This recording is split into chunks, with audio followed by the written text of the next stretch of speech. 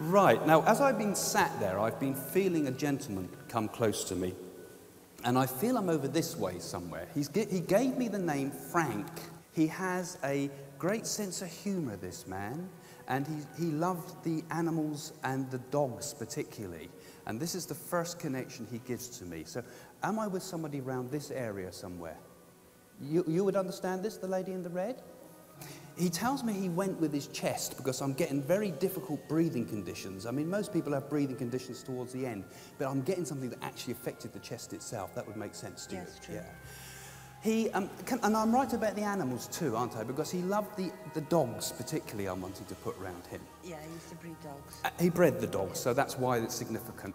He says, when I went to Spirit, there was so many tears, because in many ways he was one of the kingpins of the family. It was always made everybody else laugh and be optimistic. He said, they're a miserable bunch, my family, he says to me.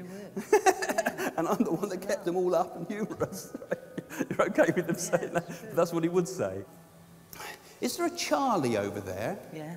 And Charlie would also be mates with George?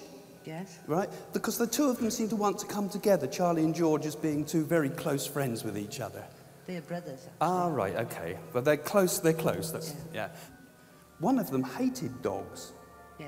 Right? Well, he might have been a bit allergic to them or something, because I'm getting something about he disliked to get the dogs out. And with a family with so many dogs, I mean, he's breeding dogs, poor guy had a bit of a hard time. There was this, you might not understand this link initially, but there was a Percy too.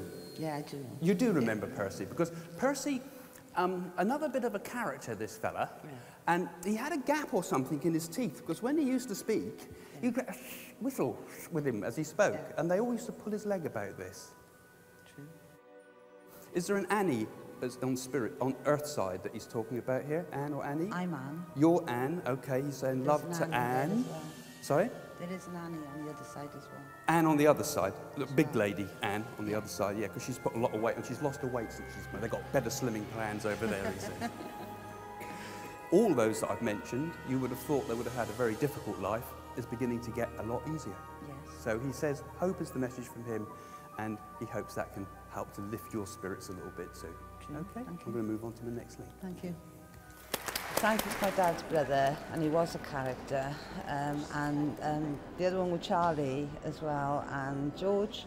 They were comics in their own right, because they used to make a joke about that when they come out to their club on a Saturday evening, they'd say about the cemetery, and they'd say it can't be a bad place to go because nobody ever comes back from there.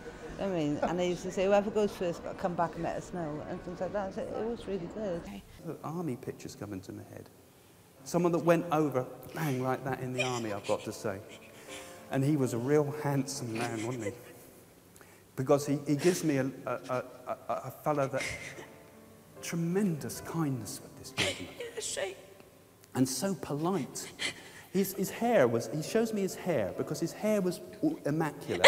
And yet, at the end, the haunting thing that people have is that his face was hurt. Because I've gone so quick, so quick. He did go It's quick. I thought I was in action because I've gone so quick. I'm all right, he says. He was one of these people full of the joy of life. Yeah. People used to look to him and wish they could be as optimistic as him. He was always the ones that we would say, it's going to be all right, it's going to be all right, we'll get through it, you know. Very young, too, I've got to say. And even younger in spirit, in heart, you know, because he could giggle like a child sometimes. He had this giggly way. And something about birthday, too. Is it something, we're talking about the birthday celebration? Is it around now or something? Are we close to his birthday? Yeah. Next month.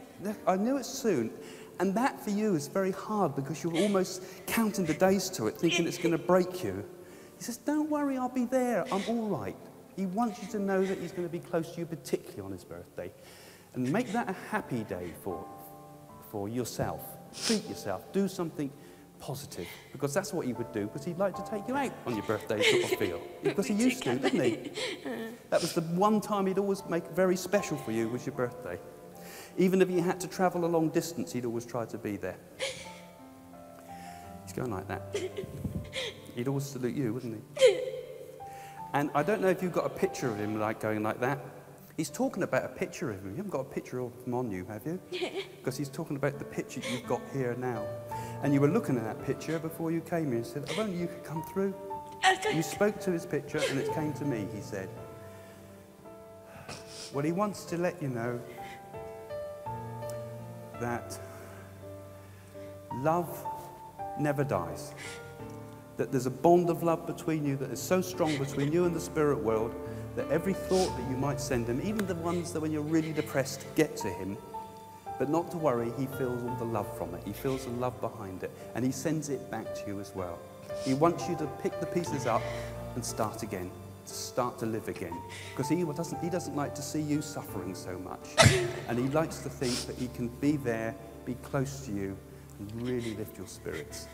So do take his love and know that he is always there.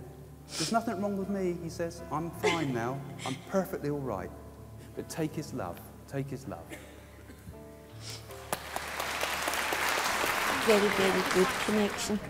I couldn't believe the connection I got tonight. We're definitely talking to our loved ones. Mm-hmm. He said about the photograph, well, I had all them, and he said to me, you've got that in your bag. And I did. I had everything in my bag, they said. When I went outside for a break, and I said to Carol, they know things that nobody else knows.